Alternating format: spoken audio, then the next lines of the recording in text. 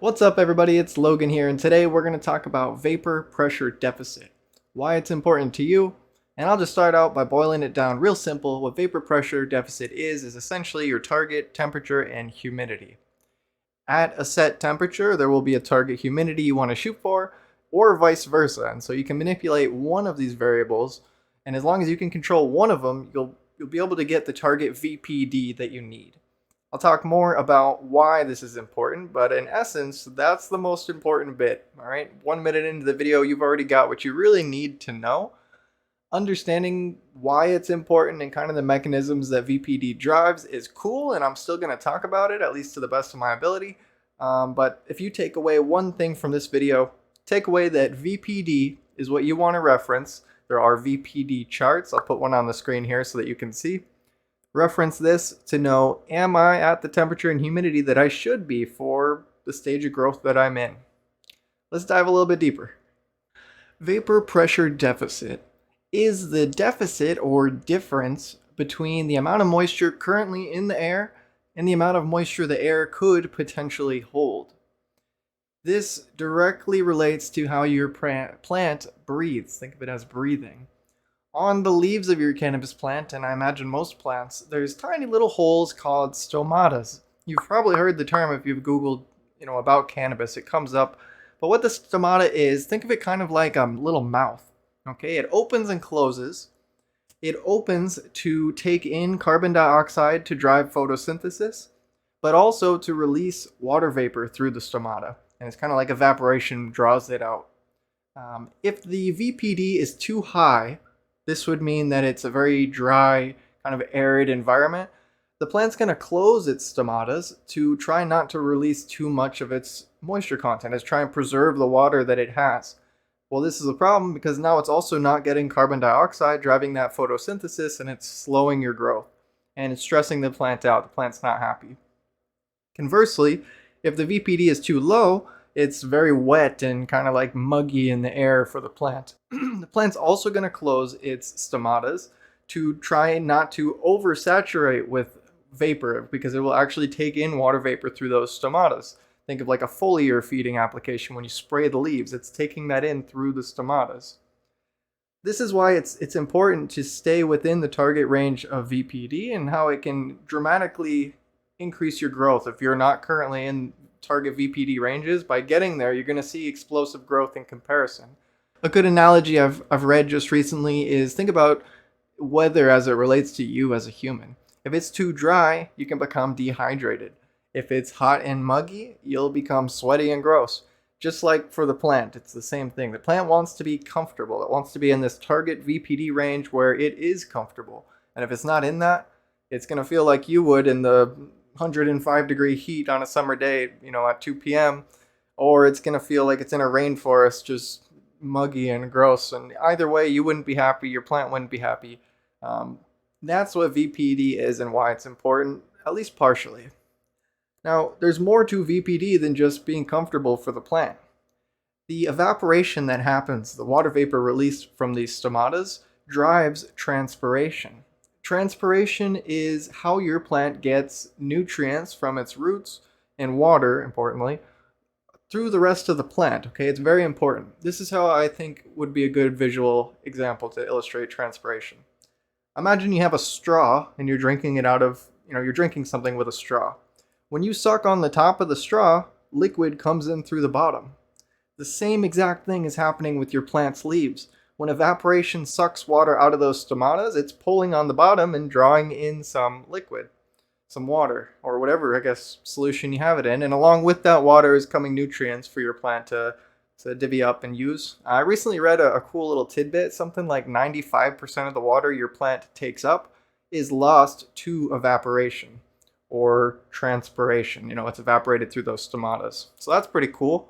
It also goes to show you why it's really important that your plant is always able to transpire, that it's in the target VPD range, and that there is adequate moisture in the medium. Because if there's not, transpiration is not going to happen, which means it's not going to get the nutrients it needs. Even if they're in the medium, photosynthesis isn't going to happen. There's a lot of pros or a lot of cons to not having transpiration. So we know that transpiration is kind of how the plant breathes, and it also drives some of the water and nutrients getting up through the plant. But I don't want to oversimplify how the water drinks because there are a few different mechanisms that work together and are all connected. So when one is happening, often the others are happening as well. And one of those things is osmosis. Think Osmosis Jones. I think that was a TV show like 10, 15 years ago, right? Maybe 20, who knows at this point. Osmosis is the tendency for a solvent, usually water, in this case we're talking about water, to naturally cross a semi-permeable membrane from a lower solute concentration to a more solute concentration. So the tendency for water to move from a bigger body of water to a smaller body of water where it's more concentrated as far as the nutrients and dissolved things in the body of water. Now, in realistic terms, what I'm talking about is this is how the roots kind of get some water into them, not necessarily because of the evaporation and transpiration effect we just talked about, like the straw, right? So even when you're not sucking on the top of the straw, even though it's kind of always happening as water vapor is evaporating off at kind of a steady pace, the roots are also taking in water because of osmosis, because water just naturally has this tendency to go to the more concentrated, lower solute body. Okay, I might have said that wrong, but it has a tendency to go from the medium through the roots into the plant because of osmosis. So that's pretty much all we need to understand, and that's about my best understanding of it. You know, I Google definitions and I try and give it to you, but it's just important to understand that osmosis is another thing going on as far as your plant drinking, and it's related to VPD only in that VPD is helping your plant drink, and so is osmosis. So I just wanted to throw it in there because of that. There is two more things. One of them is capillary action.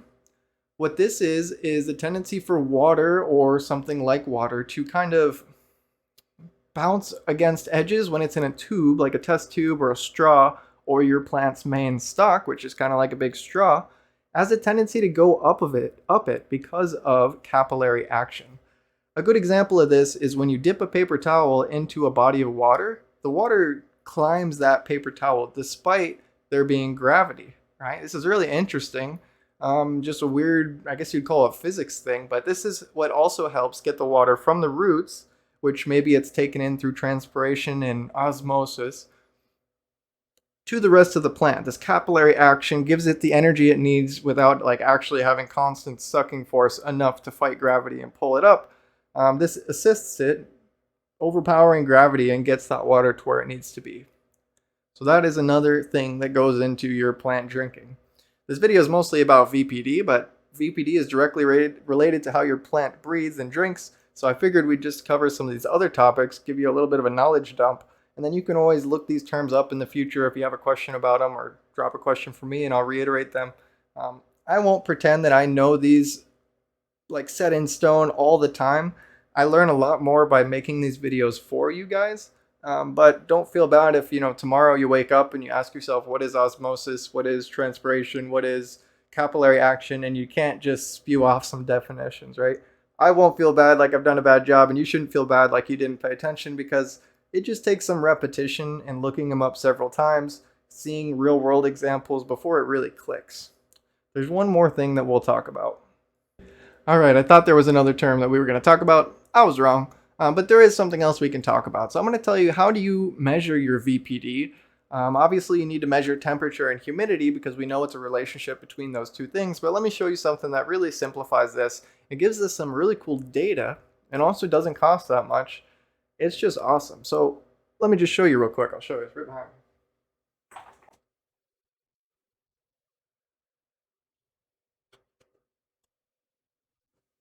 All right. This, I'm not sure how well you can see it. Let me hold it up for you here.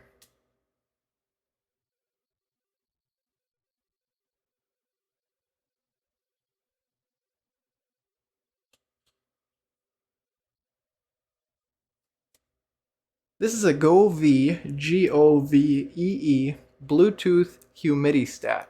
I want to say it costs maybe 20 bucks. I don't know about how long the battery lasts. Maybe we can pop it open and just see here. Nah, we won't bother with it, but it's lasted me, several years at this point, or maybe I repurchased this in the last year. The batteries last a long time though, if they do have batteries, which it must. That was a silly thing to say. Of course, it has a battery, but just what size battery, I'm not entirely sure. What it does, just like it sounds, it's Bluetooth and it measures humidity and temperature, but it also outputs this data into graph format, saves the data, and then lets you look at that from different time frames. So you could see in the past hour how is my temperature and humidity and VPD as a product of those changed. You could look at your 1 week graph or look at your 1 month graph. It's going to give you averages, your high, your low, and you'll see how it's fluctuating. Now, this is invaluable, not just for making sure you're maintaining the proper VPD well enough throughout the whole day, but for seeing the peaks in the what would you call a peak in a valley, the low points of your data. For instance, at night, it's going to be cooler with higher humidity. During peak daytime, or if you're running, your 18-hour veg time for the lights on, halfway through that, 9 hours into it, it's going to be pretty hot. And I was going to say it peaks in the middle, but actually it peaks at the very end. The longer your light is on, the more heat in your tent there's going to be, depending on your HVAC and your exhausting and things. But typically the hottest point is at the end of your light being on, the end of that 18 hours for the day. It's good to keep that in mind. Sometimes it'll be just fine in the morning, but it might peak at 95 degrees, and you really don't want that. Even if you can get your VPD to where it needs to be, something like 95 degrees Fahrenheit is just too hot, at least too hot for me. I'm not comfortable with putting them in that. Terpenes are very volatile. They can kind of evaporate off, is my understanding. It makes more airy buds as your buds try and kind of cool off like we would if it was really hot. We'd spread out, right? Now, if you're supplementing CO2, that's not entirely true. They do handle more heat and more humidity better in CO2, and it might even be required. So this is strictly talking about people not supplementing CO2 like myself and probably like 99% of you. I hope to supplement CO2 in the future at some point just to try it out and see how much I can push the yields and quality, but it's a topic for probably another year, not even another day. So I just wanted to show you this GoV. I'll post a picture up to show you kind of the cost on Amazon right now, and I'll put a link in the description. It's going to be an affiliate link. I probably make like 1 cent if you buy something using the affiliate link, and it costs you nothing extra. But yeah, awesome tool. I would go as far as to say necessary. Like, it's not necessary in the sense that you can't grow weed without it, but it's necessary in the sense if you're a modern cannabis cultivator, we have the means to do it right, and $20 shouldn't be breaking the bank. You've already spent hundreds on your light. You've already spent hundreds on a tent potentially. $20 more to have data that we need to become a better grower faster is invaluable. And that's the thing with growing. A lot of it is experience that you gain by trying things and failing, especially. And the more you can gain from a particular failure means the less you're going to have to do that failure over and over to get the same out of it, the same knowledge.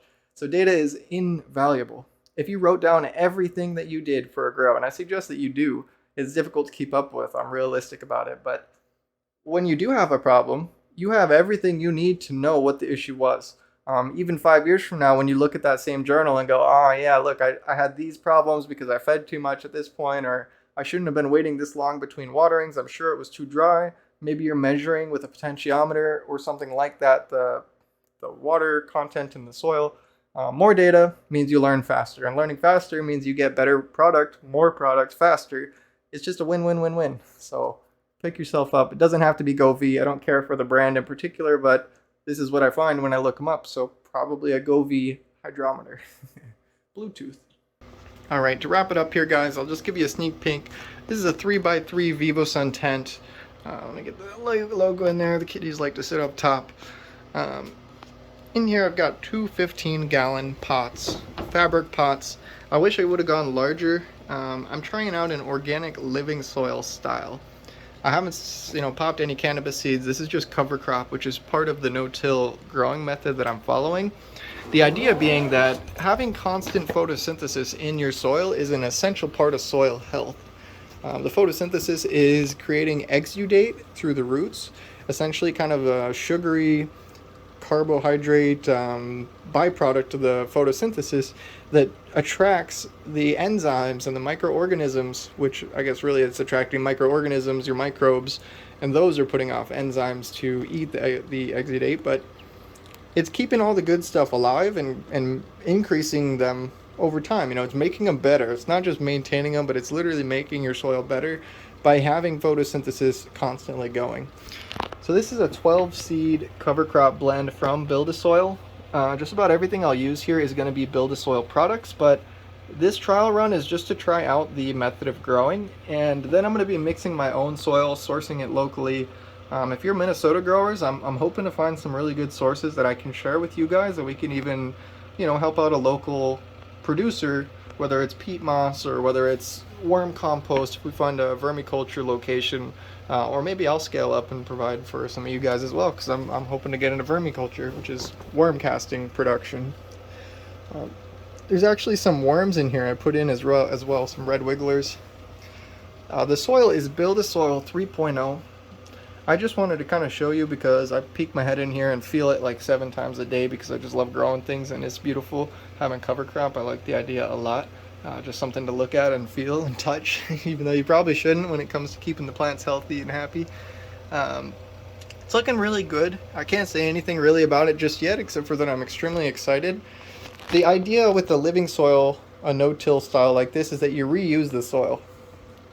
This is awesome because traditionally I throw away the fox farms the way I have been growing, which is just dumb. It's one of the biggest investments you make, and if I had kept all the soil I've done in previous grows, I would have a lot of soil.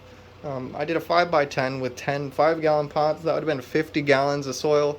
That would have been enough to do like 4 or 5 of these, right? These are 15, so at least 3 point something, just a little over 3 15-gallon pots I could have done for free if I had just re-amended by adding a little bit more into the soil.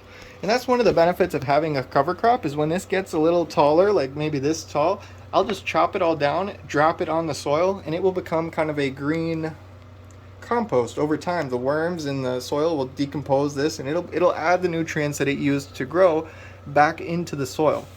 But while it was growing, we were increasing our microbe population and making the soil healthier. So it was like a net positive thing having this in here. It also helps with moisture retention. So the light's not beating down on the soil, drying out the topsoil right away. It's beating down on these leaves, driving photosynthesis. It's just a win-win. I'm really excited. I think, from what I understand, that organic is going to be easier, organic living soil like this. I believe it'll be easier. I think it's going to be something that I can scale to my outdoor gardens, which I'm moving very soon, which is a whole thing in itself, which is making the videos a little difficult here, but it's going to be awesome for a diverse growing medium, right? I'm going to be able to reuse it. I'm going to be able to grow peppers and tomatoes, and it's going to be exactly the same, minimal maintenance, easy to do. But I think that hydroponic actually has more potential for better yield, maybe even better quality. Like when it comes to strictly a potential standpoint, it makes sense to me that hydroponic would win. But that doesn't make me a hydro grower, because realistically we've got lives, we've got kids, we've got jobs, we've got things to do, right? We're moving things, or things are breaking, we gotta fix, like life goes on. And if we can simplify the growing process so I'm not like a chemist every time I feed having to mix up a bunch of liquid nutrients and test the pH and whatnot, that's gonna be awesome, and that's really what I'm looking forward to. These would be really easy to set up on automatic watering systems, and we probably will if I add any more, which I might. Because you just water only with occasional top dressing if it's needed. So that's what we got going in here. I'll show you my setup. It's not optimal. I've got the two 15-gallon pots and a 3x3 barely fits. I got a little bit of a hurricane circulation fan here. Tried and tested. The baby's been through a few runs. I just figured out, pro tip here, if you're not able to hook it on your corners, like normally I'd clip it on right here, right? It'd just fall off constantly. So annoying. If you can clip it on your light, if you have a spot where it's not going to be on the diodes.